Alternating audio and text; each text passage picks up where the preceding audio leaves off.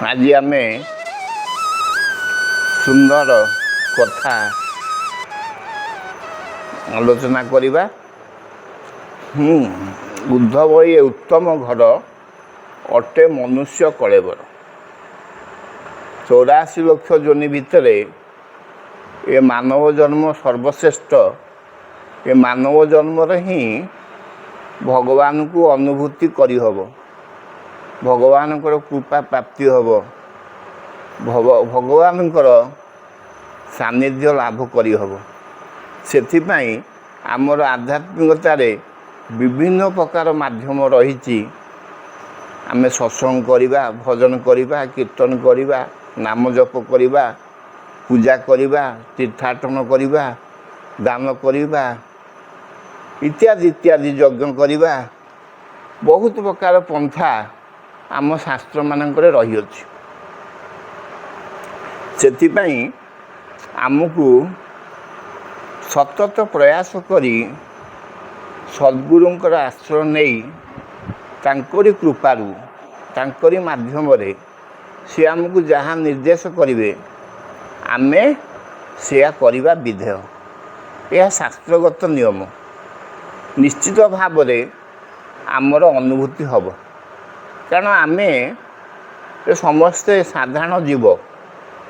ए जीव जो माया परदा पड़ी, जीव एवं ब्रह्म मध्य भितर जो मायार परदा पड़ी, से जीव गुरु कृपा नहले माया को अतिक्रम करि पारु नाही। केमिति माया ना अज्ञान रूपक माया। जेमिति गोटे पोखरी रे दल संपूर्ण भाव में अच्छी किंतु पानी देखा जाऊ नहीं, से अज्ञान रूपक माया। दल जेपरी पानी को आच्छादित करिकी रखिछि, पानी मध्य दृश्यमान होउनी, किंतु जदि दल को हटे दिया जाए ताहले आमे पानी को देखि परिबा, जानि परिबा।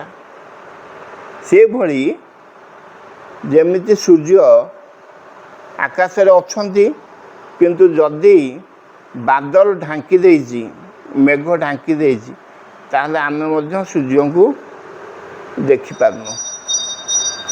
तेणु ये माया अज्ञान रूपक माया, ये जो मेघ सूर्य को ढांकी देइछि, जदि मेघ हटि जाए ताहले सूर्य किरण आमे अनुभव करि परिबा। से भली आमे उदाहरण दौचे। जेमिति गोटे छुंची रे जदि तार मुंडे मैला पशि जाइछि, आमे सत चेष्टा कले मध्य सूता को प्रवेश करई परिबा नाही। से भली मन भितर जदि काम क्रोध लोभ हिंसा देश छंद कपट भर्ती होइछि, आमे पश्चिमिनी काले भगवान को अनुभव करि परिबा नाही। सेथिपाई सद्गुरुंकर कृपा रे तांकरी माध्यम रे से जहाँ आमको विधि निर्देश करिवे ताकू जदि आमे आचरण उच्चारण सहित पालन करिबा, निश्चित भाव रे आमे भगवान को अनुभूति करि परिबा। खाली भांग भांग कहिकी ले तो निशा हबनी, भांग को बाटिकी पीले निशा हब। से भलिया भगवान भगवान चित्कार कले मध्य भगवान को अनुभूति हबो नहीं।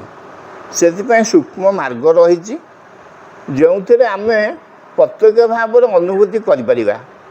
आम पूर्व बहुत साधु सन्त गृहस्थ लोक मध्य जुग जुग धरी भगवान को अनुभूति करि आछंती, आमे मध्य करिपरिबा।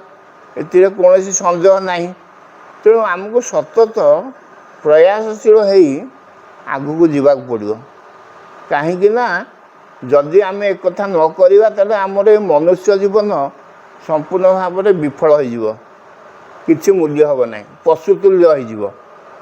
तेणु आम समस्त को ये चैनल माध्यम आह्वान करुचु, जो मानकर मनरे कौन आध्यात्मिक प्रश्न रही अछि किंबा साधक साधिका हवाक चाहूँगी, से माने आसी आम सहित जोगाजोग करंतु। तांकर ब्रह्म ଏବଂ ଯାହା ମନରେ ପ୍ରଶ୍ନ ଅଛି ଆଧ୍ୟାତ୍ମିକ ପ୍ରଶ୍ନ ତା'ର ସମ୍ପୂର୍ଣ୍ଣ ଭାବରେ ସମାଧାନ ନିଶ୍ଚିତ ହୋଇପାରିବ।